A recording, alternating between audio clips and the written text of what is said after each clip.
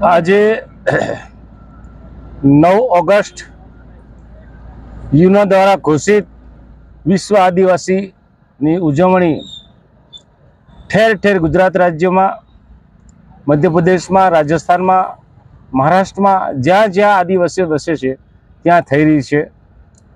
અને અમારો આ આદિવાસી રાઠ વિસ્તાર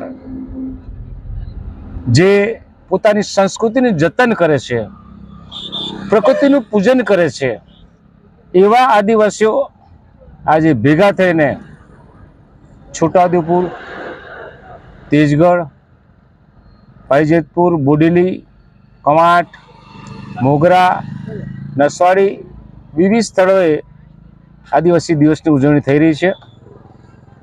મારું સદભાગ્ય છે કે મને આ વખતે તેજગઢમાં વિશ્વ આદિવાસી દિવસની ઉજવણી કરવામાં સહભાગી થવાનો મોકો પ્રાપ્ત થયો. અહીંયા પાઇજેતપુરમાં પણ વિશ્વ આદિવાસી દિવસની ઉજવણીમાં ભાગ લેવાનો મોકો મળ્યો. આ તબક્કે આદિવાસીઓને નમ્ર અપીલ કરું છું કે નાચગાન એ આપણી સંસ્કૃતિ છે.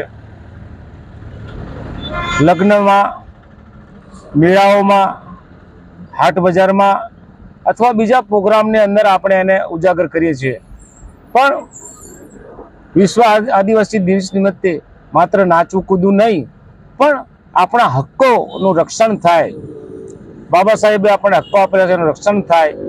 સાથે સાથે બંધારણમાં જે હક્કો મળ્યા છે એમાંથી મેળવવા માટે પ્રયત્ન કરીએ અને સાથે સાથે એને જતન કરવાનો પણ પ્રયત્ન કરીએ. અન્ય સમાજની હરોળમાં જવું હશે તો શિક્ષણ મેળવવું ખૂબ જ જરૂરી છે. શિક્ષણની સ્થાપનાઓ થાય, સમાજ દ્વારા પણ શિક્ષણની સ્થાપના થાય અને આદિવાસીઓને એમાંથી આગળ વધવાનો તક મળે એવી મારી આજે શુભકામના છે.